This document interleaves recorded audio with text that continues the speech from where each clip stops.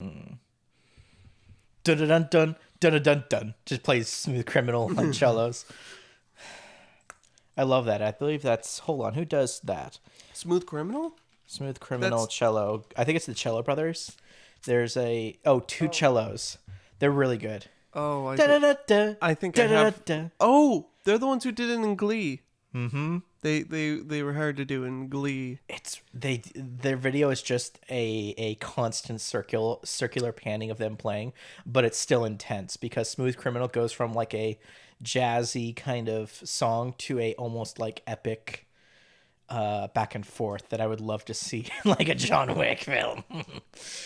Hey, welcome to Chill Quarantine or Can't Quit Quarantine, or aka The Happenings. We are currently living in a Stephen King novel. Except we're not in Maine. We're not in Maine, but we might as well be. There is no difference between the East Coast and the West Coast this time. I do want to say, why is it so many crazy happenstances are in Maine? Because he used to live in Maine. Yeah, but what you know.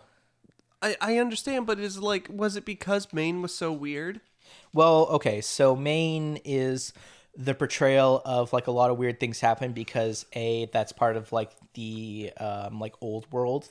Maine is like one of the oldest states in the United States. Mm-hmm. So that's the best place to set things with like a deep history.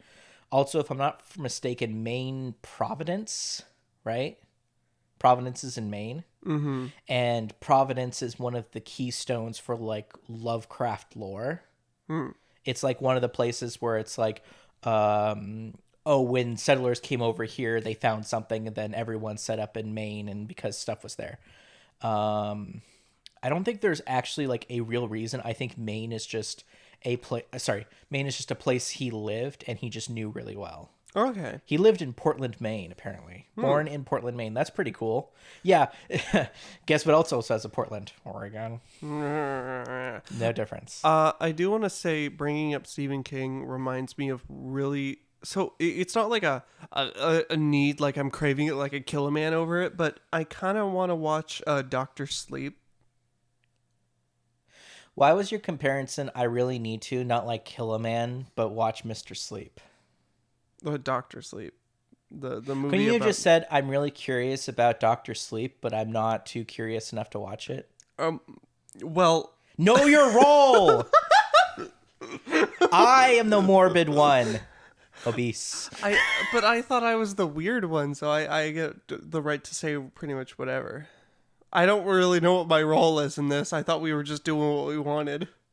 We are doing what we want because we are slowly growing more and more familiar with this new reality. I honestly had no problem with the current reality for the last 6 weeks, but after the 7th week, it just hit me, and I just couldn't even look outside without feeling sad. Well, do you know what I'm going to do? I'm going to poop on your reality. I'm going to poop on your roles. Why are you so gross?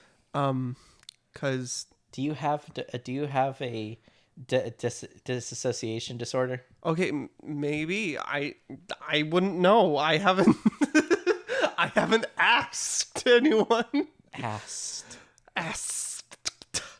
No, but I was just, oh Lord, I don't know why, but I did just like a little bit just in my brain think about being a dung beetle, rolling up everyone else's crap and then putting it on you. You have to deal with a lot because you've become the official online therapist guru for like a lot of people because they like, I miss talking with you because you have how big is your friend list? 120? On one Discord server? Probably more. I can't even one imagine Discord having more server. I don't know. I can't imagine having more than 8 people in anything.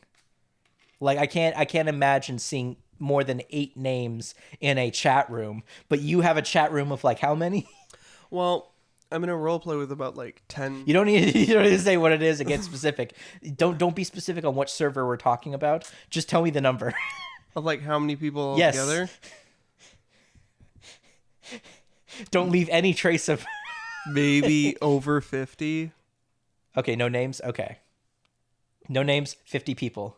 Probably over 50 people since I have multiples with the same people. But they're on consistently. It's not 50 throughout a day like an MMO group. It's like when someone messages, all 50 people read that message. No. No? I have multiple different groups. I would say more than half the people I talk to aren't on Discord. There's like Discord, Facebook, Instagram. When we hang out, we are hanging out, and then all of a sudden you get a ring and you look at your phone and you're like, and then you start writing in like paragraphs, and I'm like, what is going on? You're like, my friend's going through a hard time. I'm like, is this the one from last night? You're like, no, this is someone else. And I'm like, I can't even imagine being that on call for something. Like, you were basically like a house doctor. Well, don't say I sigh before. No, you don't sigh, but you're just like, you collect yourself and you get ready to do it. You like switch gears. It's like I am laughing at poop right now, and then you're like, and now I'm helping people. And it's like an absolute switch, and everything from the world. Like, I'm not saying you treat it with disrespect. It's like the one thing you focus on when it happens, because all your focus goes into helping this person because you like helping people. That's literally my personality, because it's like, you can sit and watch a TV show and do something else because your mind can like listen and still like draw. I can't do that. I have to sit and pay attention to that show. I used to be really good at that. I used to do like video games and podcasts at the same time, and manga and the anime at the same time, where I'd be reading like Bleach while watching One Piece. And I used to be able to do that really well because nothing happened in One Piece. It was always like 20 episodes until something actually happened. I'm upset at that, but I can't say it's false. Yeah. The manga moves at a quicker clip, but like honestly, all those mangas eventually just became like 40% of each page was just dialogue, and I'm like, I'm having enough of this, and I put it away. One of the arcs is just dialogue. The one where they're in the sky is only. They could have made that into a book. Yeah. But it's like it's even worse because the it's drawn with kanji, so that's meant to be written vertical. But because in English it's vertical, it's horizontal. You have to you may have to the word bubbles may have had to been changed and made even bigger because of the English language, which is crazy. But regardless, I tried to do this last weekend, was play Astral Chain while watching Netflix, and I couldn't do it. I finally got a rig where I could have two screens going at the same time, but I just couldn't do it. It's no longer in me to have that kind of level of multitasking. At least with screens, I can still read something and watch something at the same time, but I can't watch two things at the same time anymore. I can't play games and have something else going on in the background. I feel like at one point I thought, like, I'd say I can... Unless it's Animal Crossing. I can do two things, but it's like when I'm listening to something and doing something, I'm usually, by the end of the night, don't remember half of the stuff I'm listening to. That's the true problem with multitasking, is retention. Your ability to retain any information from one task or the other. Because, you know, it's not that you can't do more things at once, it's that it probably won't stick. Yeah, it's like the reason why I don't listen to music when doing homework. It does no different for me. A lot of people like go into like a trance when they do it, and they're like, it's really helpful. And I'm like, that's good for you. It doesn't help me. Well, I listen to horror stories mostly because they actually keep me more focused on the work in front of me, because like I'm able. It becomes like a how do I describe this? It's like when you're in class, you doodle, right? Mm-hmm. And because you're doodling and keeping your mind active, you're able to, for some people, maintain more information because you're doing something you like while listening to someone else. Yeah. It is a habit of studying that isn't necessarily good, but works for some people. Mm-hmm. And so in the case of the horror book or horror story, because I know what to expect and what's going to happen, that becomes my teacher talking. And then my actual work of animating and video editing becomes my doodle. So I am doing something I like while something else is going on. So it keeps my brain stimulated. I'm able to stay more focused on the thing I'm doing rather than getting like, if I'm just working on animations, I tend to get really drowsy. But it all comes down to personal preference. I think you really like when you get down though, you tend to listen to your favorite music to get Yeah. you back up. And you do that, you stop everything though and then listen to it. And Yeah. Like a lot, like for me, I think the reason why I'm able to like memorize YouTube videos and like all these things is because when I watch them multiple times, I'm sitting there and watching them. I don't just have them in the background. yeah. And I just like, I also find myself when I'm just listening to soundtracks with no videos or anything, I just stare at the blank stuff and I'm like, wait, I can do something else. Yeah. And then That's I like, the word. and then I just play a little game or whatever while I'm listening. Oh man. No, yeah, that's the thing where you're like, I'm literally just watching the lyrics of this video. I'm not even memorizing what they're saying. I'm just putting noise in my eyes. Yeah. All right, so We got here from Stephen King. yeah, Stephen King's great. I like Misery. He is. I love also his admittance to the absolute like large amounts of cocaine he did when he did writing, because 80s cocaine is not the same as 2020 cocaine. I still think you get a it's- lot more done. I still think it's funny about that whole thing about he didn't know he wrote Cujo. Yeah, he was walking down the street one day and he saw a new book in the window and he didn't know what was in it. He was like, I know I wrote this book. I remember writing it. I don't know what's in it though. I don't remember any. No, he said, I don't remember writing this book. I know I wrote a book, but when I looked at it, I couldn't tell you what it was about. And he read the back. He was like, it's about a dog.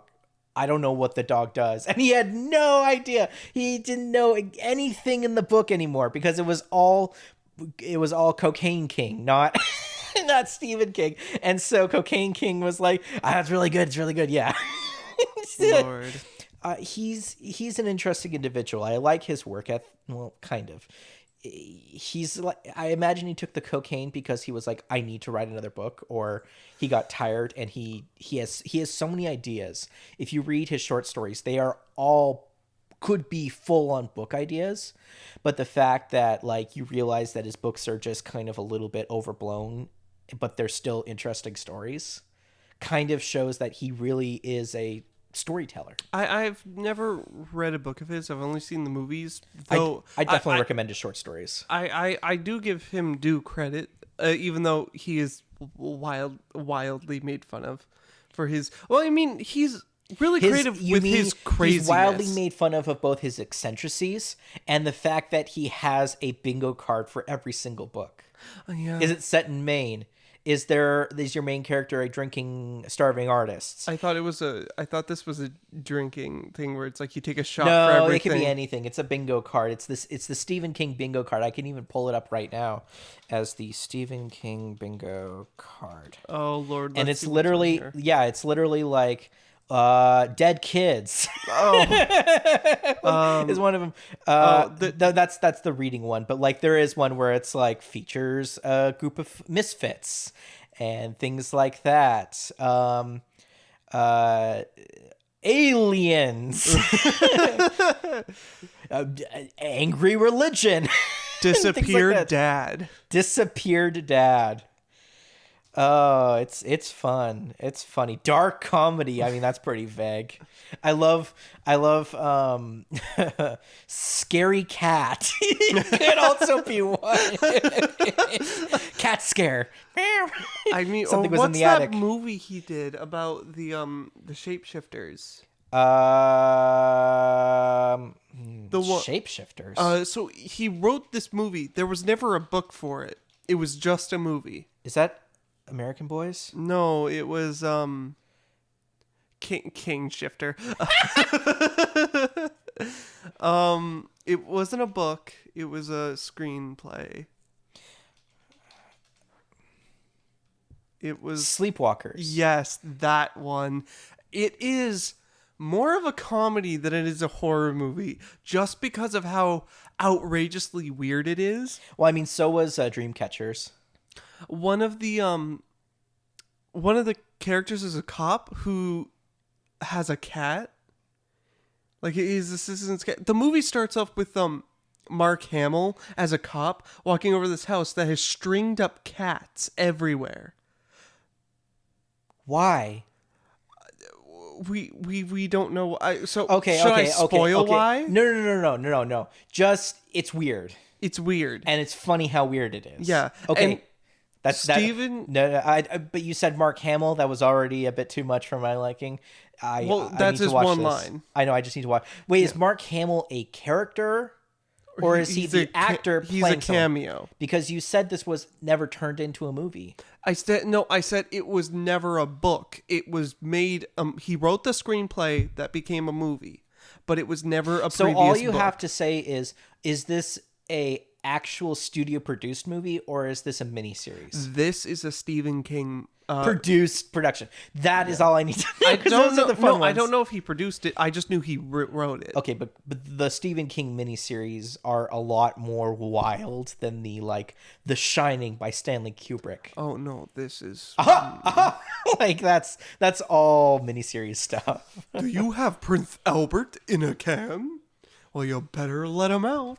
Just, All right. I wonder where he got all of that ideas from to do all those crazy stuff. Cocaine.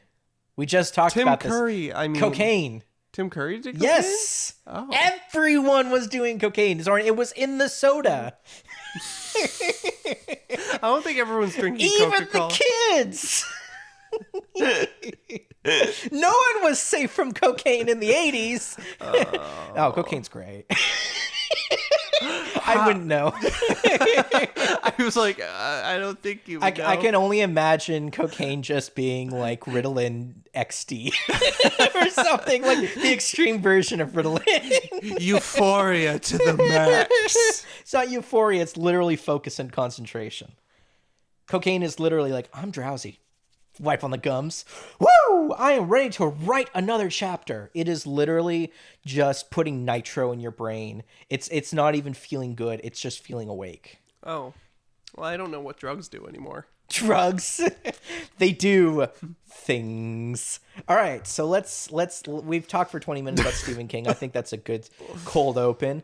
So tell me about how you've been the last 7-8 weeks in quarantine. I've been doing pretty good. I mean, just personally, been catching up on my sleep. School's been pretty good. I don't like online college personally. It's just like pretty much my brain doesn't want to think of it as actual school, so it's You're not able to take it seriously.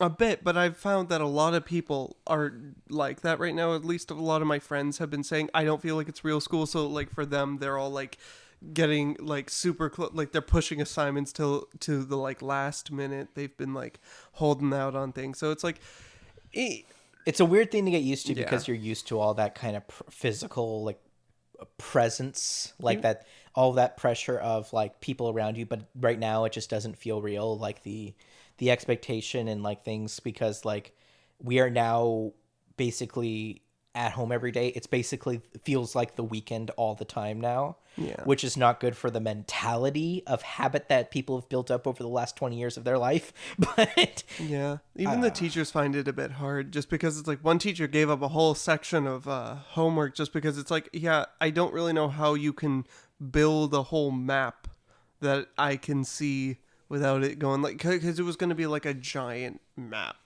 project thing, but she just gave it up. But overall, I've been doing pretty good. I've been trying to walk more, be healthy. yeah, I miss going out to like movies mainly because I saw. well, didn't you see, like, even though you haven't gone out to see movies, haven't you seen movies recently? Yeah. Okay, so the past few movies I've seen this year, Not like have you been having movie parties with people? like, you mean online? Yeah. No. I mean, we're trying to get stuff set up, but it's like most of the movies we'd be watching are ones I've seen because I'm someone who's really into cinema, but other people haven't seen like stuff like Clue. You're going back to the classics and stuff. Yeah, because they're like, I've never seen anything like this, and some people haven't even seen of my friend group of Princess Bride, some of the like greatest movies. I know people who are actively against Princess Bride simply because of the hype around it. I don't want to see Princess Bride because I hear too many people quote it. That's That's me for Hamilton though. Like, Yeah, I was like, I'm expecting it's like, what's wrong with them? And then I would have shot back, what about Hamilton, Soren? well, so the thing for me about Hamilton was in high school, I was just very against it because everyone was singing it. I didn't like rap, and it wasn't. You were like, it's too cool, it's too mainstream. and I told you, well, what about Wicked? And you're like, I like Wicked. I was even not that great with Wicked because I was into all the classical musicals while everyone else was into the new fancy ones. You're a Gilbert and Sullivan, I don't want to say snob, but enthusiast. Yes. It's true. But I mean, I got into it more like junior, senior, and then Hamilton in college. I really liked the songs that I started getting into it, but still, my least favorite type genre of music is rap. So just because the movies you've been watching since quarantine are the last thing I watched it twice. It was Sonic the Hedgehog, the movie. The new one. Okay. Because like I recently watched Sonic the weird anime one, not X, but the movie where Knuckles is an Australian. What? Knuckles is an Australian. Why though? Because he needed a character quirk, because people who haven't watched Sonic don't know anything about him and his weird history about how his mom kissed Sonic and all that. I thought his whole quirk. Oh, why? Well, those faces. No, you're fine. See, he's got the Australian hat. And he's like, cracky. But I thought his whole thing was, I don't like Sonic because I'm trying to protect the crystals and Sonic's right, always but there were no way. crystals in the OVA. Oh. It was literally Eggman stole a princess and he sent Metal Sonic after him. And, hold on. Scrape your knuckles, catch some tails. Sonic the Hedgehog, the movie. No one knows what to do with Knuckles because he's just like, my emerald. Well, we don't have an emerald this time. Dang it. But it was. Oh, no, take it off the screen. Oh, so Lord. Tell me about the movie. Oh, so you have you seen it? No. I know about the dancing scene. Oh, Lord. Because I looked up on Twitter, I came across a picture of someone who cosplayed as Eggman and then did a striptease, and I was like, hello. And he was like, he had the whole mustache and like big nose and glasses, and then he shed his coat and he was just this like really toned dude and just doing all the moves as Eggman, and I'm like, oh my god. And at the very end of the song, you just hear this ching, and someone throws a whole bunch of rings to him on the stage, and it's great. That's fabulous. I love cosplay like burlesque. So the best part of the movie is Jim Carrey. is my Obviously. main point. I have to say, it is a kids movie. You have to realize this. So what you mean is it's made to entertain kids? Yes. Okay. So I don't mean kids movie of adults won't like it. No. Yeah. Well, I recently watched a video by what's his name, Vertimus Joe, and he pretty much goes into the whole thing, the difference between adult and mature, and for kids and immature. Like Teen Titans Go is immature, and it's made for kids, whereas like Steven Universe is made for kids, but it's mature. What I mean specifically by this is I feel like this was not written specifically with the purpose to entertain. It was never meant audience. to go beyond the 10-year-old mentality, right? Well, a little higher, maybe like 15, like teens, like okay. Around the middle of the teen era. But it so break it down. It's a really good video game movie. Okay. I would say it's better than Pixels. Anything is better than Pixels, Soren. So you caught me on the spot here. So from what I understand, I read I've watched the first 5 minutes. I've seen the dance scene. I've seen I've basically been clipping it. I haven't sat down to watch the whole thing. From what I understand is they set up a theme, which is it's really hard to trust people, right? Or you can't depend on people, right? Yeah. Okay, so you can't depend on people, and then it's about Sonic kind of surviving on the world on his own, and he's totally doing it, but it's just not, as Yeah. fun as he thought it would be. And then you get the guy who comes in, and it's now human and cartoon animal fun times. And it's that for most of the movie of them doing a road trip. And the whole movie should be over in 5 minutes because Sonic could just run to his destination. But we found out he can't get past security. I'll be entirely honest. That's fine. Okay, that feels like a edit by was. I don't. I honestly would like to know what was Paramount Sonic and what is Tyson Hesse's. So No, wait, Tyson Hesse's Sonic. So now you reminded me what I was going to say before, which was this is an entirely original like background of Sonic. This is a new origin story for Sonic. They pretty much tell you right off the bat. I went expectations. I went hardcore. I know Sonic. I know what the background is. Wait. How much of a actual original Sonic do you know? So because there's like 3 different versions of Sonic. So it's that I had done a little bit of background research, and I have a pretty much. So you know, I stole your childhood. Yeah, because I'm the one who told you. Okay, so there's like Apocalypse Sonic, which is the second one. The first one is just Sonic CD Sega, like on the Genesis, which has all of the Morpheus and kind of like Weird World and Eggman's Casino World kind of stuff. And it's very cut and dry gameplay stuff. And then 2 is the Apocalypse, and then 3 is kind of the like the really weird one where like Eggman like became a god or something.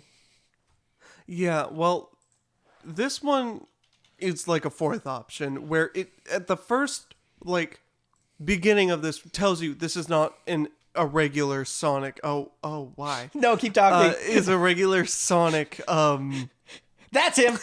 Those nipples, man. Oh, yeah. I forgot about Super Robotnik. Ow.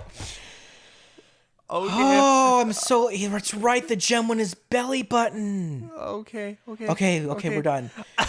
Oh, yeah. But so this is like a new take on Sonic, and it tells you, please, like this is our own version. And so I dropped all expectations when the first part went by. I was like, okay, I get it. It's a new. So I dropped my expectations the first 5 minutes. You weren't expecting anything, so you were mildly surprised when you came into it. No, I had high expectations that I knew they weren't going to fall through with because of Jim what Carrey they previously previously delivered for you. Oh, he did very good in his part. But what was the other question you wanted me to answer? I was gonna ask you, like, we were talking about the age thing and like all that, and you said it's one of the best video game movies out there. Yeah. But one of the things I'm curious about is, as far as a Sonic movie or a Sonic tale, how does it hold up?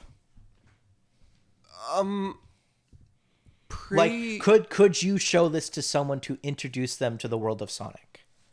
Is this a good introduction to Sonic? I feel like they're trying to make their own Sonic cinematic universe, but I don't think it's a good introduction to like Sonic. The things that make Sonic Sonic. Because this is more about who Sonic is, so we're gonna give you Sonic, but in human world, but like a little bit of a better story, and not have Sonic like do all that other stuff. So this is more of a celebration of Sonic than an actual. Like, I feel reboot. like because if it was more of a Sonic story, I feel like they wouldn't have done it on Earth. It would have been back on like Sonic's home planets being attacked by. They would have done that story of like the animal planet with a bunch of people. With a bunch of animals. No, I personally think from all instances of Sonic, every time humans are introduced in the plot, you're in for a bad time. Eggman isn't even a human. He's classified as an alien in the original because he is the odd one out. But when you have princesses or Sonic 06 or you have Sonic Knights or anything that involves like regular humans in the world of Sonic, you messed up. You messed up big time. When you said a cartoon and a human teaming up, I was thinking in my head, Roger Rabbit did it No, better. no, but the thing is, Roger Rabbit works because it is about a cartoon and a real world cop working together. know, This is one where they're but- treating like the cartoon is a real thing, interacting with a real person. But Roger Rabbit did it better. Of course, Roger Rabbit did it better. Does it even need to be said? I just want to tell people about how good that show, that movie. Yep. That movie. So You're just like, oh, you stay on topic. anyway, no, it's just I'm thinking like any other movies or other things you may have done, because I've done quite a bit, and I want to go into a tirade. Okay, about all the 1 things I've done. minute. But personally, I think you should watch Sonic all the way through. I thought it was a pretty good movie, and I saw it twice. So I feel like you were obligated to watch it once by yourself and then with friends. no, it was 2 times with 2 sets of friends. One other time was just one of our friends hadn't seen it, so we were all just going for the one big friend. Well, it's like I will always sit down and watch Resident Evil with people, but that is not a good video game movie. It is not a good Resident Evil movie, but it is a entertaining movie I love to watch when I'm like feeling ill or just down in the dumps. I watch Resident Evil as sort of my guilty pleasure. I say guilty pleasure because James Cameron refers to it as his guilty pleasure, but it's just a fun movie that kind of like has zombie dogs, and the zombies are weird and aren't always consistent. Like sometimes they're using weapons, sometimes they're not, but it's always just kind of like it's really good atmosphere, and I really enjoy just like having it in the background. But Sonic sounds like it was they kind of screwed up when they first announced it. Yeah, double backed and said we need help, and then fixed a lot of things. It killed me when Sonic flossed after defeating one of the robots. Of course he flossed. He's for the Zoomers. Yeah, no. He's going to be on TikTok, Soren. I died a little inside. And the second time I watched it, I died a little more. And now I'm not going to live that long. Fortnite was an end game. It's infectious. Oh, wait for the new release of Fortnite Endgame, the new game. Do you think they're ever going to come out with a new Fortnite? They are doing Fortnite 2 right now. Why? Because they had to reset the servers and things, and they wanted to do live events better. But just don't. No, I mean, like, the live events are very cool. Like, Fortnite is doing really well at, like, kind of creating the, like, live server and concerts, and those are really cool concepts as far as gamings go. Okay. But everything else they do is kind of predatory and really bad. The concert that I Buy watched, a skin or you're not cool, kids. Yeah, but so you were playing, right? And I don't want to talk about Fortnite. I'm 100% honest with you. I play it to get the bars filled. I do not play it for fun.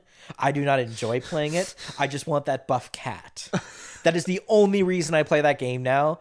And even now, I forget about it all the time because I got other things to do. I would like to talk about my week. Okay. Do you have anything else you want to say? You have an addiction to cats. I do. Particularly cat girls. Anyway, in those. So I played Final Fantasy VII Remake. Uh-huh. I kind of wish I played Final Fantasy the original before I played it. I kind of just played Final Fantasy VII R all by itself, and it came late, and I was stuck in isolation, and I was like, there's no more physical copies anywhere, but I gotta wait a week, and then spoilers started coming out, and I'm like, I'm done for the internet for a while. It sucked. It's the most talked about game, and mine was a week late. So I don't want you revealing things about my life, so don't. Don't tell them what's on my desk. Do not tell them what is on my background.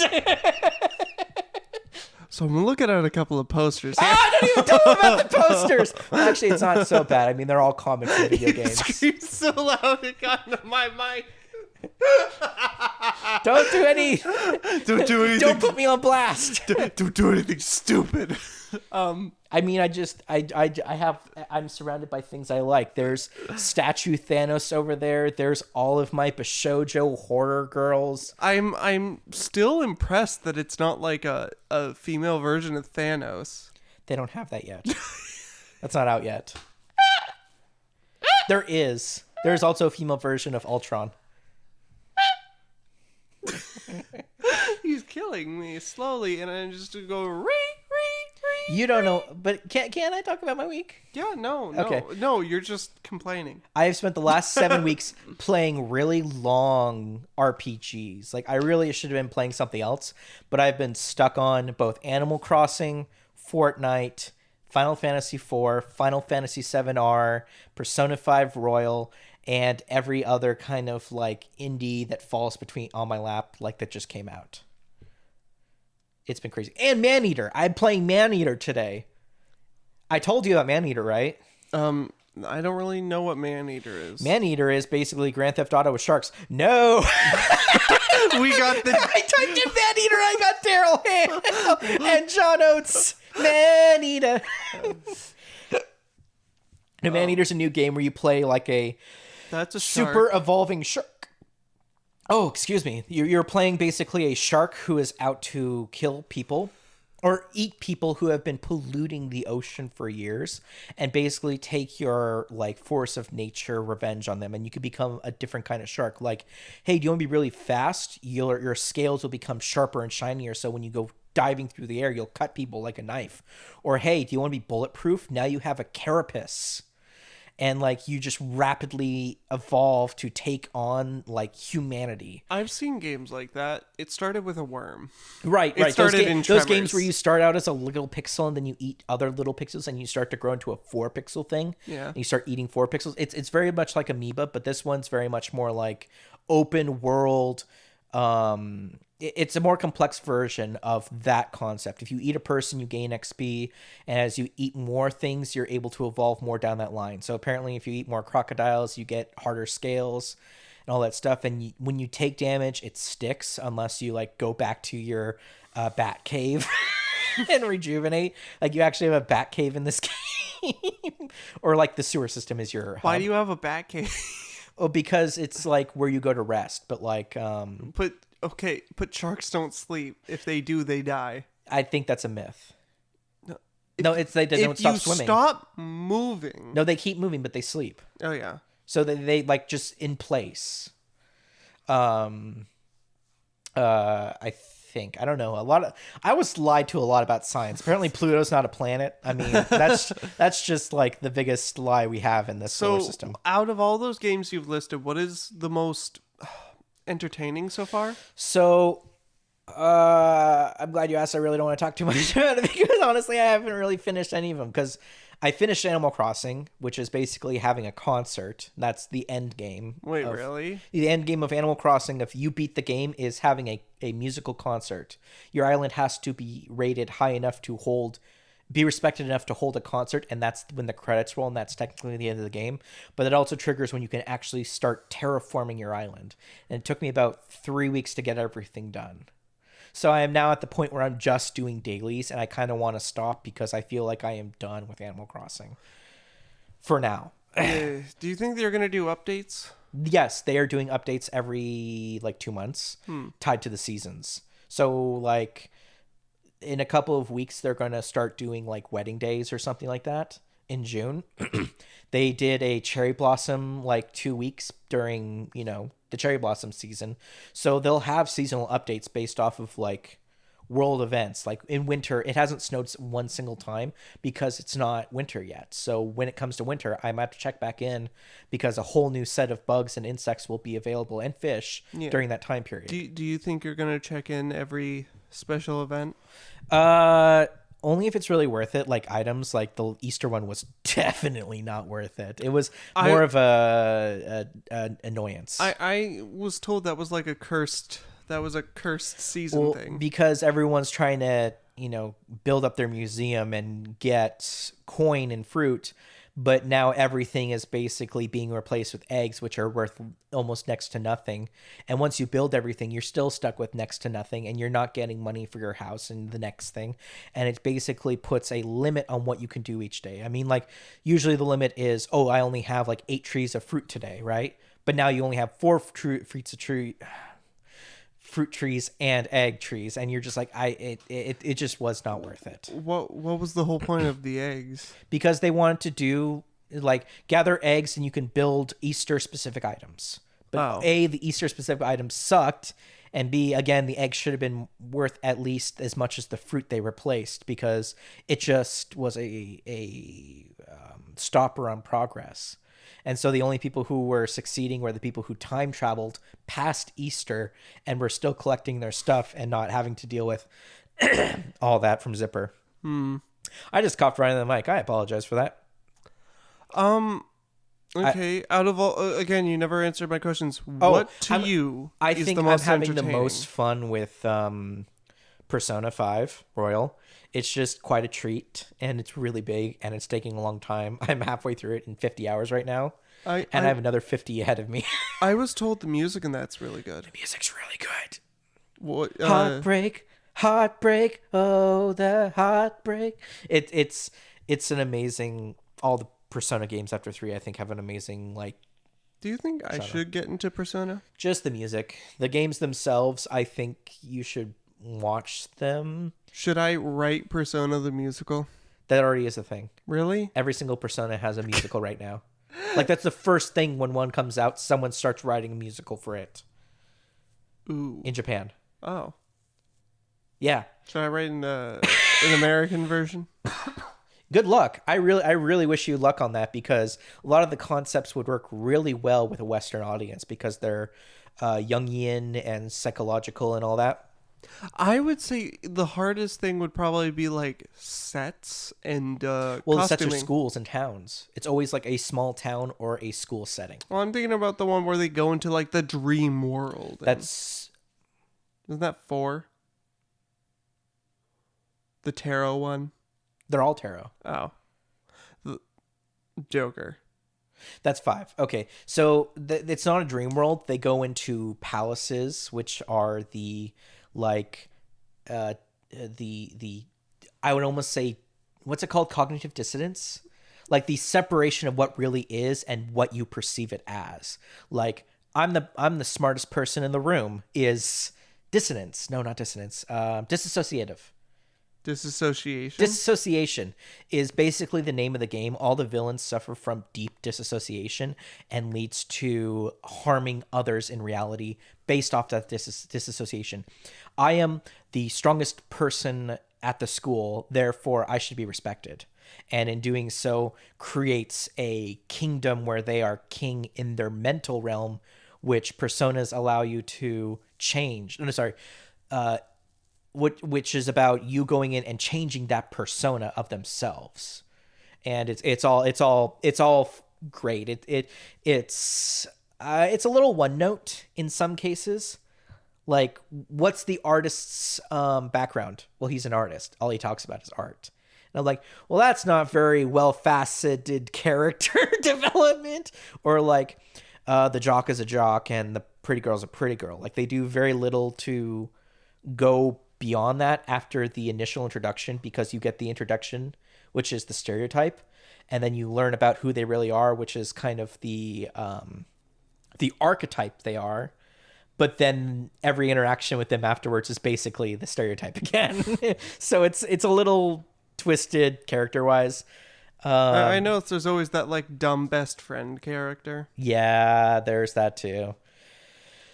And then there's the tsundere. I take it back. I think the most fun I had was Final Fantasy VII. I played that every weekend for in 5-hour sessions, and I enjoyed every second of it, even though I didn't know all the context for it. I enjoyed every single second of it. It was beautiful. I loved the fights. Every boss battle was like epic. I never felt like I was stuck on a gimmick. And oh my gosh, the ending, I was just like, what? What? And I was losing my mind by how epic not epic. It was like, it was such a left turn that instead of being like, I didn't see this coming, I was like, I totally didn't see this coming. And I was kind of just enjoying the ride. Because Final Fantasy is always just go big or go home, in my opinion. And they went big. That's all I will say on the matter. I know nothing of Final Fantasy. Also replaying some of my other games, like really short ones. Like I've been picking up Hollow Knight again and Shovel Knight, playing a bit of that. Should I get into those? Because I had a friend who really wants me to play like Darkest Dungeon and like Hollow Knight. Darkest Dungeon is really hard. It's all about RNG and suffering to victory. It's very much the what's Ravenloft. Which D&D campaign is that? Curse of Strahd. Yeah. Darkest Dungeon is very Curse of Strahd, where it's meant to drag you through the mud to the end game, where you succeed or fail based off of your personal spirit. It's meant to try and break you. Shovel Knight's great though. And what was the other one? Hollow Knight. Hollow Knight is another good one. It's hard, but you can learn it. It's not random like Darkest Dungeon is. Hollow Knight is definitely one where it's like, hey, you just gained a new ability. Things just got a lot easier. And you're like, oh yeah. And you're just like, you like have a hard time with your first boss just learning how to juggle with your sword. And then all of a sudden you get a dash and you're like, oh, and you're like, zoom, zoom, ting, ting, ting, ting, ting, ting, zoom, zoom, ting, ting, ting, and you start, you get drip fed things, the talents and abilities and how to learn to play the game. But it is a 20-hour game. It is way bigger. Probably a bit of a spoiler, that one. Shovel Knight's like 8 hours. This one is like 3 Shovel Knights. Oh. I think that's only because in Shovel Knight you have the platforming in a kingdom. In this one you're platforming a world. If we're gonna be like truth mathematicians, it's 2.5 games because yeah, okay, 8 hours, 8 plus 8 plus 4 equals 20. I didn't include the DLC, which is all free for Hollow Knight. Okay, well, let's just not pull in more math equations. But yeah, Hollow Knight's great. It's a really a game that's like a lot of bang for your buck. But other than that, I just kind of got tired of gaming this last weekend. Wow. And I said, I need a break. I just looked out the window and I could feel my soul like just being like string cheese, just being peeled back and just kind of left with this like little slip. And you're like, man, this looked a lot better. Had all its pieces. You can stop with that imagery right now. Technically, I'm a chunker. I like to bite chunks out of my string cheese. You cannot use that word. I am a chunker. I like to bite into my string cheese. I don't like to peel it. That is. I do the same thing, but don't call me a chunker. Chunker. Anyway, I basically took a break from this weekend and just did something that didn't include any like processing or anything. I just needed something positive in my life, so I decided to go through the entire DreamWorks animated series on Netflix. Mm-hmm. I've been talking about this with you a while, but like I just finally sat down and I'm like, I hear about these shows all the time. These are Tumblr bait. These are like what like is made for the kids for TikTok today, but I'm finally going to sit down and watch them and see what the deal is. Okay, what was the first thing you watched? The first thing I watched was Kipo. Okay. I watched the first half of Kipo.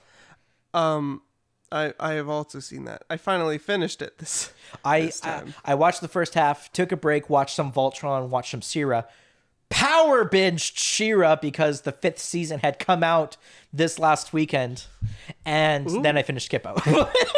that was the thing. I was basically like on Twitter, and they're like, season 5 of She-Ra is great. And I'm like, well, I've already decided this is what I'm doing this weekend, so I might as well go with She-Ra so that I can, follow the tide. I remember you came by and you were just like, I watched the first season and a half of She-Ra, and I'm just like, are you okay? And you're like, yep. Yeah. No.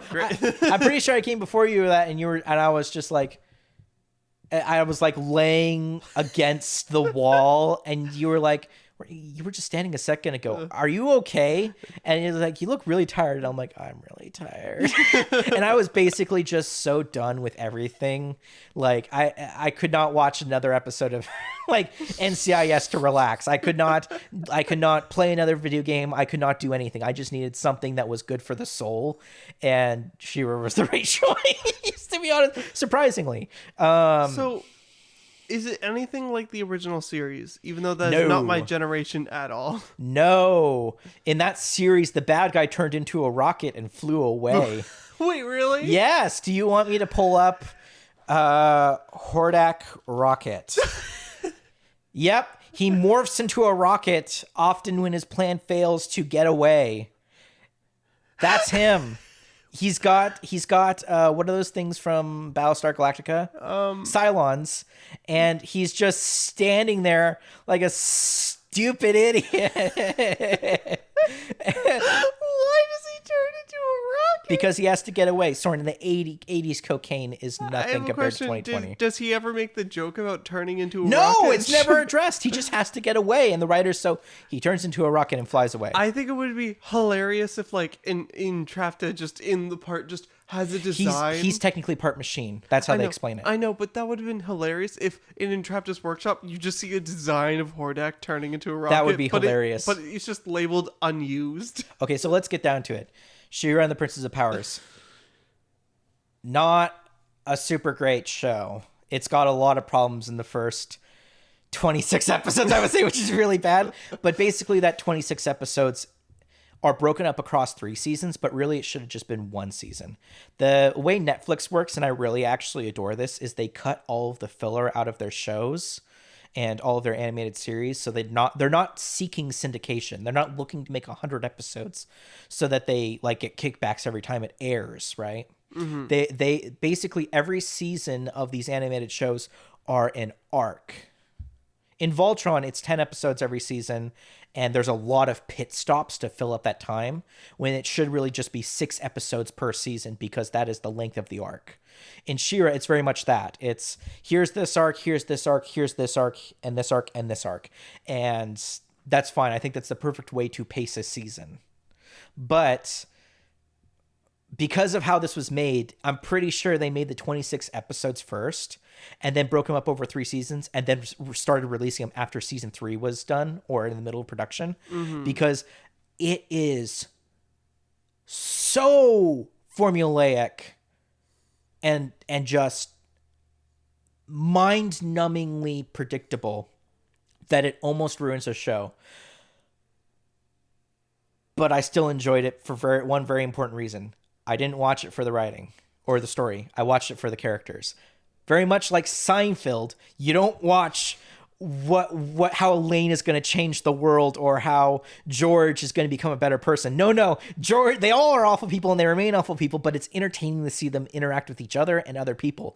And that is what this is. This is people just being funny and complex. And every time Scorpia, this Zarya, beautiful, like large lady with pincers comes on the screen, I light up and I'm like, what is she gonna say? And everything she says is gold. I have a question though. I'm hungry. Do you think the negative comments you've made would get the fan base raged enough to find you, destroy you, and serve you up to the gods? Bring it. I say bring it. No, I think a show needs to have criticism, and I've actually learned a new term for She-Ra specifically because it is so held in a high regard by the fandom. I do not want to engage with the fandom at all, although I love what the show does in the second half. That's how I'm saying there's the first half, which is the first 26 episodes, and they're rough. And then there's the second half, which is the other 26 episodes, where it's almost like they gave them free reign outside of the rating, which is like Y7, I think, and made it more PG. So like people could start like stabbing robots. Like before it was like, it basically, it's a war story with 0 fatality. And that doesn't work. It doesn't work because like, how does anyone conquer anything when you're basically playing a big game of capture the flag? So you are correct. So basically, in the first 26 episodes, it's so formulaic, it's almost disgusting, and like every single episode is, we need to find something. Oh, we are going to where we're going to find the thing. Failure. I'm a bad friend. No, I'm a bad friend. We're all good people, literally for like 26 episodes, even when that's not even, it's, and then resolution. That's awful. But then the next 26 shatter that. And they're like, the entire argument is like, the person just looks at them and turns away. And you're like, You just showed not tell. Congratulations. You just stepped up your game. And the mold is shattered from that point on, and it becomes a actual war campaign where it's like, we're losing people. Do you think watching the first 26 episodes is worth it? It's worth it. Just for the character interactions. You need that history. You need the history of specifically Catra, which is the main villain and is my favorite because it's basically the Killing Joke, where those first 26 episodes are showing you how a person goes from being a person to a big villain. And it's really good. Like the heroes are stuck in the formula, right? The protagonist, but the antagonist is constantly moving further and further down the path, and you get to see every step of that path, and I enjoy it. It reminds me of all the classic, like really good villains I enjoy. Like, who's a good one? I've mentioned the robot from Whack Fu. He was the first one I thought about. Like, having a villain reveal why they're bad through a backstory. Hordak does that. He's technically the main villain for the first 26 episodes. Spoilers, but like it is. There is just a major shift after that. He's still around, but he does this whole backstory of like, oh, this is why I am the way I am. And it's not as strong as seeing someone like, then this happened. And then I tried this, and this happened, and it got worse and worse and worse. So you explained it to me this last time, is that Hordak, they pretty much tell you how he became a villain, and then for Catra, they show you how she becomes a villain. Yeah, precisely. In Hordak, they tell you in 2 minutes. With Catra, they show you over 26 episodes, and I think it's really important because just how everything plays out. But do you think I should watch this? Season 4 is great. It reminds me of Avatar. Season 5 is just so melodramatic and it's all like emotion. And it's really strong if you're like into that kind of stuff. If you're strong into like interpersonal relationships and like huge payoffs, you have to watch the first 26 episodes to get the payoff of the other 26. Is it emotionally draining? No, not at all. It's rejuvenating. I feel a lot better after watching it and after watching Kipo. The draining one was Voltron because that is just, it takes forever to get anywhere. And when it does, it's constantly belittling itself with jokes. Like, the humor in She-Ra is funny, but they know when to stop and say, oh my God, I need to save this person. Yeah. And like I need to talk, and we need to talk because we are going down a path. Like, it's the way they changed things so that everyone knew each other in the beginning was a really good call, because She-Ra in the original is taken by Hordak and raised in the Horde. That is from the original, and that is how this is set up. But this is set up into more of like, not only was she taken, she was raised in the Horde. The villains treated her like a daughter. So it's not just, oh, they've always treated me like garbage, and so that's why I left. It's more of like She-Ra eventually sees what they're doing and decides to go a different route, but she still sees the people on the other side as part of her family. And that is an interesting like twist. Like that is the one where you go like, there's a little more to this than I was expecting. But then again, they go like back to like, I'm such a bad friend, emotional support group. But then they do one where like there's an episode where she suffers from night terrors and they kind of brush it off, right? Mm-hmm. As like, oh, they can't hurt you, it's a dream. But then it really does start affecting her and it becomes a physical threat, but it is a metaphor for actually someone going through trauma. And I'm like, okay, that's interesting for a kid to understand that nightmares have an effect on you and can, alter how you behave. And it was just like, you have to remember, these are for kids, so you have to, like, One Piece is for kids, and you have to be forgiving for some. I can sit through a lot of trash. That's what I'm going to say about that. I'm not saying She-Ra's trash. I can sit through a lot of trash, like Bleach and Naruto, to get to the good stuff. Can't wait for all those letters to come in. Oh boy, they don't know how to get to me. they don't know my email. Send it to bigbarracuda@gmail.com. Who even is that? I don't know. Whoever they are, they got a lot of Bleach emails. But this He-Man and She-Ra and G.I. Joe were all shows that were designed to sell toys. All those 80s cartoons and Transformers were designed to be a catalog for kids to ask for something for Christmas. This one definitely felt like someone's attempt at being like, I want to make Steven Universe also. I want to make a show that's about complex relationships and how we deal with them, and that's great. It's not as good as Kipo though. Like season 5 is great. I was ecstatic. I felt great after season 5 of She-Ra, but because everything pays off. But in Kipo, everything is just positive energy in often a scary world. The metaphor is we live in a scary world, but we don't have to act scared or we don't have to be scared all the time. You could find like joy in all corners of the world. There's so much like levels of Kipo's fantastic. So many things in Kipo that I am amazed at. I was the gonna say story, the fight scenes, the soundtrack are all top level. And the characters. And the characters are great. I love Wolf. I love Wolf's background. I'm not going to say anything. No. But yeah, so there are a set of characters. There is Kipo, which is sort of the sheltered girl who finds herself in this weird world. She's kind of like the pink one. She is pink. She is pink. She stands out basically among everyone.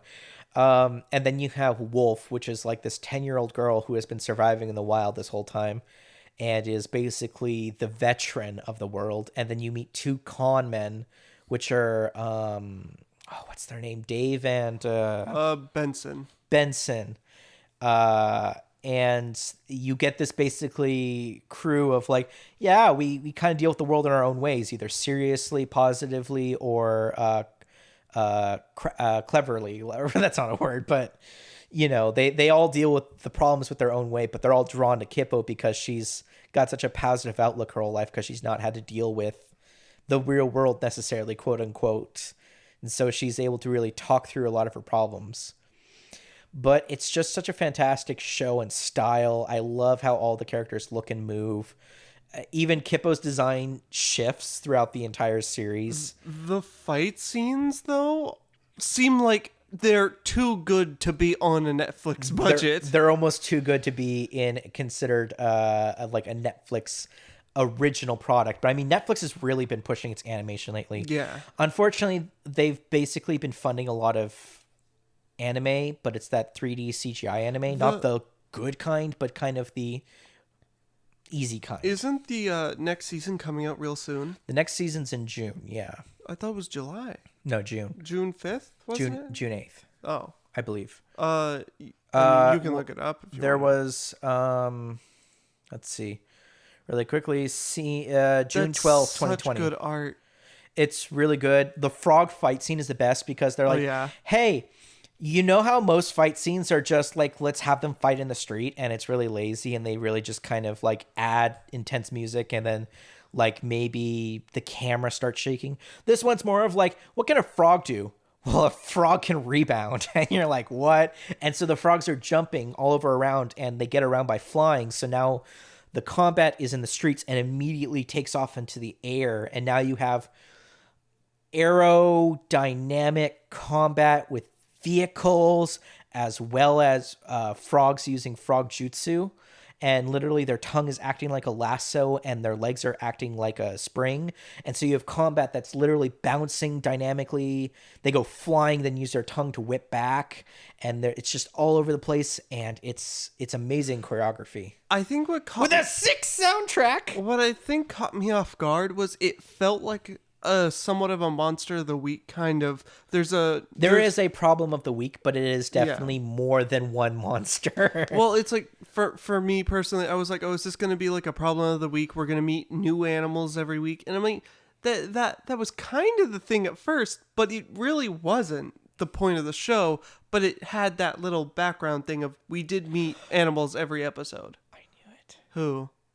There's one episode where you meet a character, and I was like, oh my god, is that Is that who I think it is? And it's totally Steve Bloom.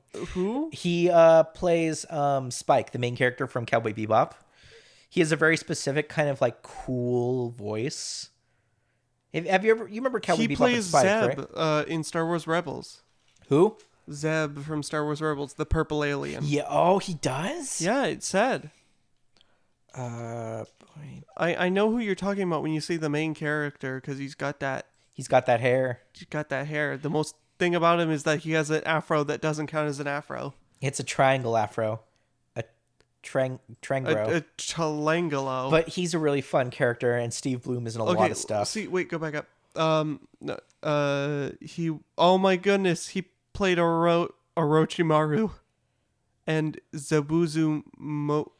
Zabuza Mochimi, which is the big sword shark teeth guy. No, not shark teeth guy. The first one, with Haku. He also played... we can look at this all day, but basically he's in a lot of things, and I was very excited. Digimon. I hear him again. Oh, that's not good. He was in Digimon. But Kipo is like top tier, like animation, character, story are all like major thumbs up. Like it is a fun ride all around. They make great references. They title their stuff off of like the episode titles are like really deep cuts, and I really love it. It's treated like an Alice in Wonderland / Wizard of Oz, I think is what the interview said. Like it is basically normal person gets thrown into surreal world and must use common sense or positive thinking to overcome challenges. And it is a fantastic series. I mean, there's a lot of fantastic series now on Netflix because they're no longer restricted by like, oh, you need to have this many episodes, or oh, you only get this much budget. It seems like everyone's in, open discussion. Do you know what great series is on Netflix right now that everyone should binge if they already haven't? Avatar. The Last Airbender. Avatar is really great. That's like the standard now, I would say, for animated like series. That's not the standard. That's the goal. You want to be. You want to be like Avatar, which Dragon Prince is trying to be, but I don't think they're quite making it. I think it's hilarious. My name is in that TV show. Soren. Yeah, he's one of the knights. Okay. Sorry, I just have to say it. I know. I'm now in a TV show. The name's getting more popular. You're just like, ah! Every time I hear my name, I'm like, yeah, because your name's so common. Well, it's not common. It's just, I think it's just not as exciting. Soren is like what, Slavic? It's Scandinavian. It's Scandinavian. So if you deal with a Scandinavian series and you hear it, you're like, ooh, what could it mean? You hear my name and you're like, oh, follower. Like, I'm so thrilled. So I did look it up. The one translation of my name could be Severus. So, like Snape. Yeah. Fun. But I'd like to get back to Voltron just being absolutely sucky because it is constantly belittling its... Okay, so that's the last thing I'll make. DreamWorks animated series. They are really good when they're not spin-offs of one of their movies. Like if they did Shrek the TV series, I'd be like, ugh. They have like Kung Fu Panda and all those really bad CGI ones, and I'm like, ugh. They did Dragons Riders of Berk. Again, that was not so bad. I saw a couple episodes of that, but I was like, this is not for me. I can see a show, and after about 5, I can tell if there's anything there or if it's just literally filling time for fans, right? Between movies. And Berk is definitely, we are just filling time until movie 3. I think one of the movies was actually based off of one of the characters who was the antagonist. No, I read that. They set up the world in the TV series, but it was never going to explore the world because the TV series never had the budget to do it. Yeah. So it was always hinted at for the movie, so you could go, "Oh, they totally did it," but it was never ever. It was only ever a side note. If you didn't watch it, you could have watched the movie without any additional context. Yeah. But with the these, TV series introduced more dragons and stuff. Right. But these 2D studios that are working with DreamWorks Studios, they're trying to muscle in on what Disney always failed at. which is Disney always had like a TV series that followed up a popular movie. For example, there was the Timon and Pumbaa show that ran as a spin. That was their like a comedic duo living life in the jungle before they met Simba or after Simba, and just kind of telling their tales. But it was like super cartoony. And then they had their originals, which were like Bonkers, which was like a ripoff of Roger Rabbit, but it was still like not a movie based thing. There was like Tarzan the TV series, Tangled Little the Mermaid, TV series, Tangled the TV series, Hercules. But I mean back in the day. Back in the day. Back in the day. Well, they did Hercules, it but it was high school. Hercules. No, Hercules. It was high school. Emperor's New Groove, the TV series, but it was high school because it's like he couldn't be emperor. They recycled the setting of high school because Disney's always tried to create content that connects with their people, but they honestly don't know how to write. That was a weird concept of you can't be emperor unless you graduate high school. Yeah, it was very much a lackluster plot device. It was just an excuse to have a premise and a scenario. And that honestly has always been Disney's weakness. But DreamWorks is now totally like kicking them out the door and saying like, we can take old stuff and kind of bring it into the modern world. And they're learning how to do it. And I would say with Voltron, it's really rough. With She-Ra, it's really rough. But with Kipo, they've pretty much nailed it. But Kipo's all in-house. The people working on it, well, not necessarily. The people working on it aren't an outside studio or them going to another studio and asking for the license and having to work with a history, right? Like She-Ra has to, and Voltron has to deal with the sort of the weaknesses of the past also. Mm-hmm. They have to say all 5 lions, they have to be lions, they have to be these colors, and they have to combine into Voltron. She-Ra has to deal with these characters, but we're going to shift them a little. And Kipo's like, here's completely new characters with a completely original world that is literally brimming with personality and potential. Like they don't even spend a lot of time setting up. They are just like, here's a weird world and it's people you'd meet every day, but they're also just kind of weird, cute creatures. And it's, what's his name? Steve On?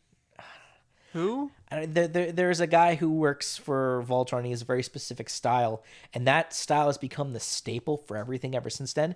And Kipo is now a completely new style that I want to be the like the you look to something and you're like, how do we make a cartoon? And I'm like, draw something that is completely your own style. Do not do the cow arts or anime style, although they are okay in my book. Do something that is you, please.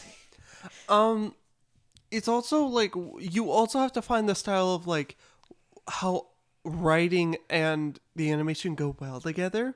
Because it's like, what do you mean? Okay, so what I mean is like when you have a very, here's how I would say the way that I think what you're saying is the way that people talk almost matches the style. Yes, kind of like when you have it's like that very stretchy 19 like rubber hose, and you have to have them talk in a certain way. They can't be very dull and germane unless they get Popeye, what do you think's up? Yeah, they have to be very high energy, and it's like, oh, we're gonna get him, boys, we're gonna get him. It's like okay, I would yes, but I would use a different example. I would use Spider-Verse as an example because the guy, because I really want to talk about the soundtrack. Apparently the same guy who worked on Spider-Verse also worked on that. Worked on Kipo. The strings. They're connecting. Well, if you look at it, all of the characters in Spider-Verse were animated differently. Yes. So if you watch, what's her name? Kiko? Kipo? No. The anime Spider-Man. I don't remember. She moves at a certain frame rate, which is based on traditional anime. She's Penny Parker. Penny, dang it! Why did I think of Kiko? I know. It's Penny Parker. I'm an idiot. I'm a jackass. I think it's because there might be a character that looks exactly like her called Kiko. Or is it the voice actress? Wait, Kiko? I thought you just said Kiko. Marita Toyota. Nope, that's something else entirely. Jesus. Nope, that's That's something else entirely. Okay, so Penny Parker is animated, I believe, at 15 frames, and like Miles Morales is at no, original Spider-Man is at 24, and then Miles Morales is at 60 at some point. Or is that Gwen? Basically, every Spider-Man is animated a different way in the style that they are portrayed in. Basically, um, like how do I want to say this? The characters are all reflections of their styles. That's how I would say it. Kipo's really loose because she's hyper energetic. Wolf is like almost a blur when she moves because she's fast. And often, I believe if I'm watching it right, Dave and Benson move to a beat. If I've noticed it correctly, they walk to 1-4 or 4-4. I might be overreading it, but when they're walking, it is always solid dun dun dun dun dun dun, or in action is always timed to the music. Maybe that's what I am thinking. I am thinking their actions are usually tied to the music of that scene. So it is very possible this series had its soundtrack made before the show. So when they were animating scenes, they were animating it to the soundtrack, which is the best way to get your synchronization. Rather than in Steven Universe, they had to change the song afterwards, so they had to re-edit the scene by cutting and pasting scenes together. That's why Jasper has her visor broken before it actually happens, is because they had to move one scene over because the chorus got changed. They probably sent the list of the music, but then the music got changed and they forgot to send the anyway. Oh no. I am just saying all the animation in Kipo, the movement in the characters matches the soundtrack, and I think you were saying something that I totally interrupted. Yeah, I don't remember either. Something. I think you were just talking about how the it was the style. The style matched the characters that were written. Yeah, because I feel like writing and art style should somewhat go hand in hand. So, because it's like how you also write in jokes and how you write in entrances and exits and characters. I don't know. I feel like you can really do whatever. So do whatever you want, but also try and be original. Don't think this is. Fantastic notes. One Very way. Detailed. Well, now I know what you're saying. You're basically trying to do. You're trying to get all the aspects to line up. My chest is out. Let me talk for 1 minute. Yeah. My chest is puffed. T-pose. You're trying to T-pose me into silence. It's that you shouldn't look at one style and say, "That's the moneymaker. That's what people want. I'm gonna do that." You should look at it and say, what do I want to do and how do I represent that in the style of what I want to do? And I feel like that's the best way to do a show, because if people don't like your show, then those people just won't like your show. Fine, just do your style and people will come to it. Look Riveting. At Instagram artists. Riveting. Why? Is that not good advice? No, I just think I think what you're saying in so little words is that when you create something, you should create something as true to what you're trying to create, rather than trying to create something that will reach a demographic or is known to be popular by a demographic. Yeah. Because if you look at Voltron and She-Ra, they're very much designed to be a very safe, linear style. They are meant to fit into the almost anime style. Mm-hmm. I would say with She-Ra, there are accents of personality. The person who designed them Noelle Stevenson has a style that shows through, even though the characters are not in her style. The little nose masks they all wear is very much like something I've seen in her work, where she creates depth for a face, and that carried over, and that's great. But like Kipo, from the ground up, the guy created a webtoons comic, and it looks exactly like the webtoons, and it's done in his style. So either he is storyboarding it, or there are people who are able to adapt his style so it may be just a universal thing of just like freehand, like But I so much stuff, so many ideas, so many personal.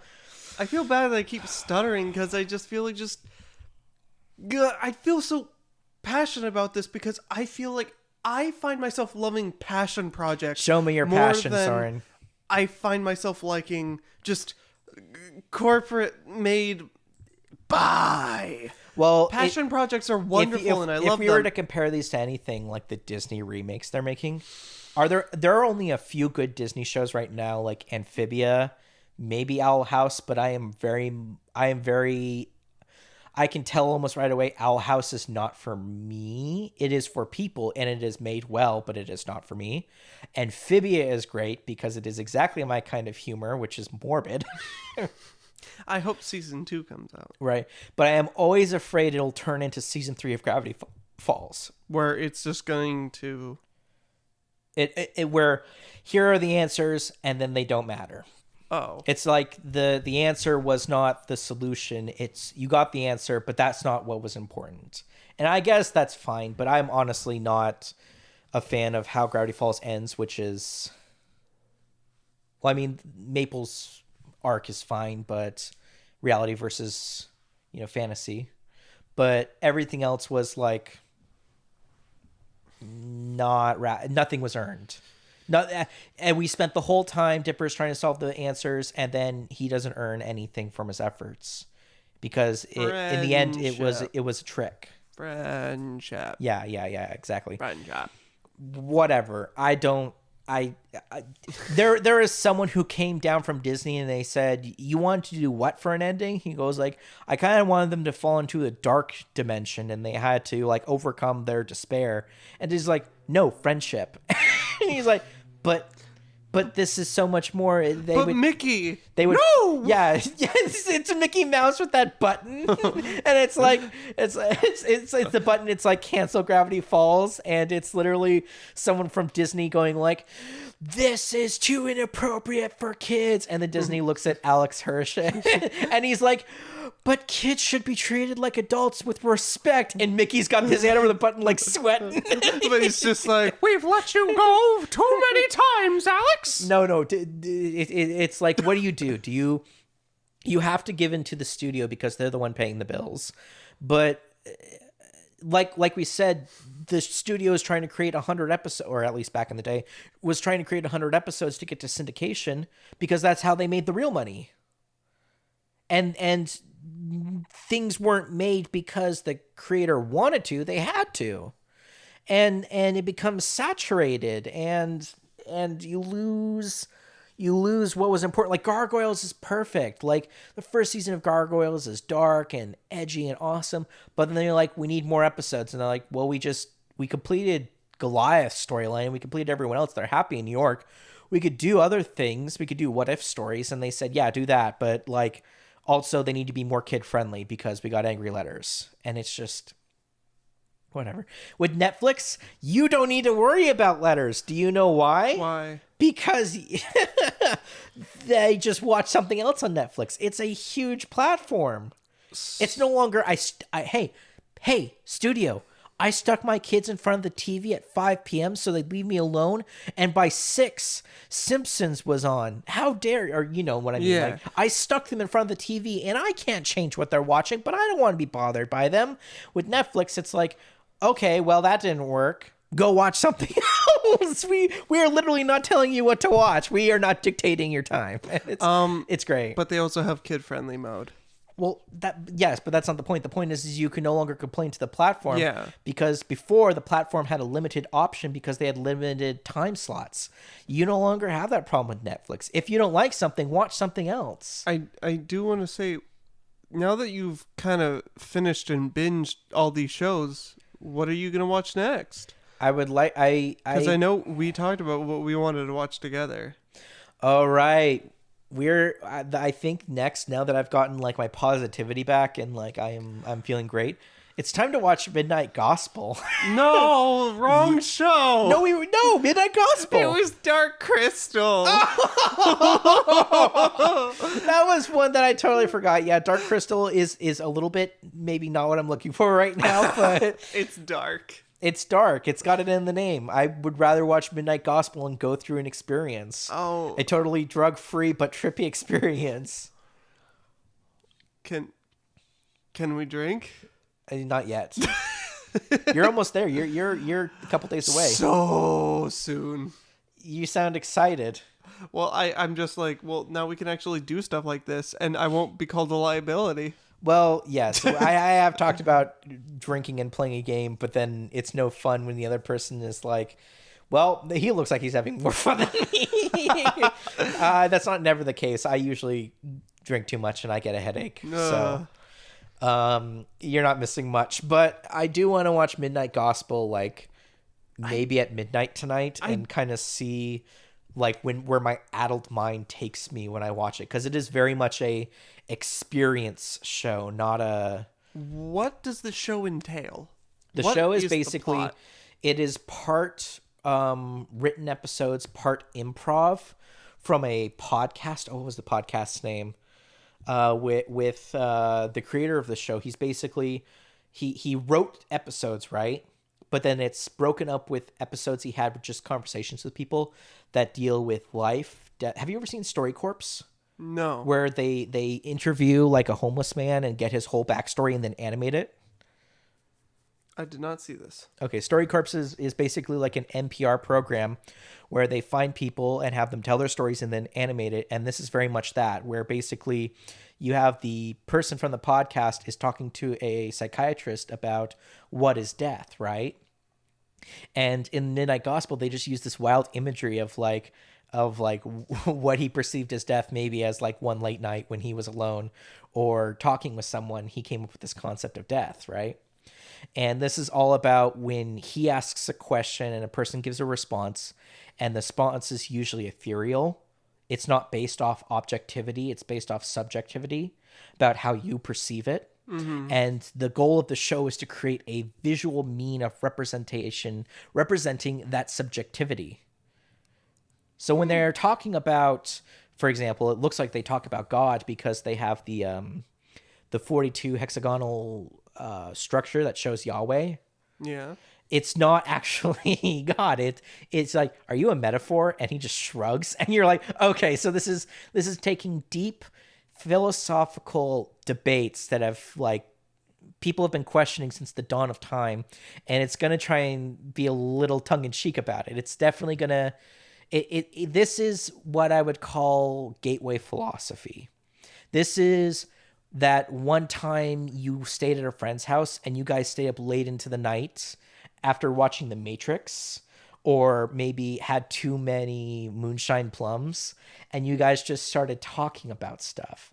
And it's stuff that is bothered by you, but mostly you can't think about because your days are filled with distractions of the day-to-day groceries, chores, and other things. It's about internalizing the universe and looking in and out of yourself. That doesn't sound right. It looks like a show that needs to be experienced, like BoJack Horseman. You don't watch BoJack Horseman. You kind of go with BoJack. You are experiencing his life with him. He is going through depression, and you are experiencing that depression with him. It's a journey. I don't know. We're getting so philosophical. It's a very interesting concept, and I want to go further into it after I've watched it a little bit more.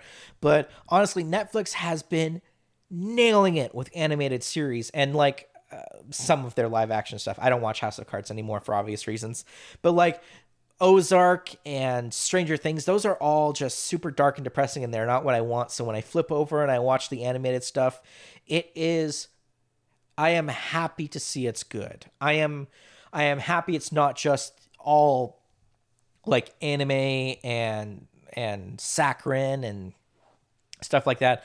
I like to see that it's challenging its audience, that it's meant for more than just the age rating it's meant for. I like seeing quality put into the medium of animation. I am a huge fan of animation, and I love when it goes beyond its stereotype of it's just for kids. Avatar is the best example. I will always praise Avatar, Last Airbender. I like the musical episodes of shows. I think those are... Good thing Kipo is all musical. I mean, not really? Yes. Okay, having a cool soundtrack... No. There is a musical episode. Is that the cat one? And the snake one. Oh. Well, okay, having one song in the episode doesn't Fine. make you a musical. Whatever you classify as a musical. Adventure Time had I like do have 7 a musical friend episodes. who like looked at me and they're like, even one song makes it a musical. I'm like, no, it. And he just like pointed a finger up at me, and I was like, what? He pointed a finger up you. Up at me. Prostate. Ew. Should we close it out? No, we're not close Should to we it. end it on that note? No. Last word. I wanna rewatch a bit of Adventure Time stuff. Because I wanna maybe prep myself before Midnight Gospel, and I want to watch my favorite episodes of Adventure Time, which include the band where they have to go to the door and it won't open until they play a song. Oh yeah, you love that episode. I love that episode. Just because of Marceline's song. Well, not just because of Marceline, but how it's shot. It's one of those like, it's almost like what is it called? Bottled episode. They're in that canyon. A bottle episode. And the entire episode takes place in that canyon. Yeah. And the fact that their progress as a relationship is being represented by the door is just a really interesting concept. And Marceline singing the song "I'm Not Your Problem" gets me every time. Yeah. You really love that whole. You love Marceline as a character. I love all of Rebecca Sugar's music. It always carries meaning to it. Everything about it, how it feels, and what is being said, is trying to convey a very specific emotion. It is not just tune with words, as some music is. It's like I would say, the Veronicas and All American Rejects are sounds to an idea. Right? They have a rock sound which is rebellious with rebellious lyrics, thus they create a rebellious song. With Rebecca Sugar it's the same way, but for hers it feels like behind this song is a story of something that happened in my life, and I am conveying it as both words and sound. She even talks about how almost every song is tied to a memory she has in her childhood. Like, one of her songs was literally just about how she lost, I think, one of her stuffed animals in the yard. Nothing stays the same. Yeah. Everything changes. Is about the rabbit she lost, and when she found it again, it was different, but it was the same rabbit. Yeah. But it had been sitting on the sun and had gotten bleached on one side, and although she loved it and she still loved it, it was now something else. It's such powerful writing. So that is what I found in my own writing classes, is taking your own experiences and going, like, our teachers literally say, go out and experience. Because your writing becomes better, it becomes more powerful. Don't make a biography out of it, but use your experiences in your own writing and your own art and your own styles, because you'll see a more powerful thing come out of it. I'm someone who likes to create, but I don't like to share. But I don't need to share. But creating is that experience, and I think you're right. Your teacher has the right of it. I like your teacher a lot. You say a lot of stuff about them, and I'm really happy that a lot of them are. You are people who should be loved and grown based off of how hard you work. Or no, wait, no. How would they perceive it? They were like, everything you do takes you one step forward to the person you can be. Like, really deep stuff, and like more like life lessons rather than academic schedule. I really enjoy their words. Yeah, when you talk about them. I actually have a quote. It's where is it? Oh, is this gonna take a while? No. Should I look up the Eggman striptease again? Yeah, look up the Eggman striptease. We should wrap it up pretty soon. The quote was like, have a good day, get well, don't get murdered. And that was like his whole thing, but it was based off of a podcast he listens to. Was it Joe Rogan? I'm not sure, but that's how they always sign off. Just don't get murdered. Great words to live by. Yeah. All right. Oh, wow. Thanks for listening to Chill Quarantine, a.k.a. Can't Quit Quarantine, a.k.a. The Happening. Is that going to be our overly long name? No, I'll probably call it, like, Prostate or something. Prostate the podcast. Just gets inside of you and make sure Please, you're okay. Stop. No.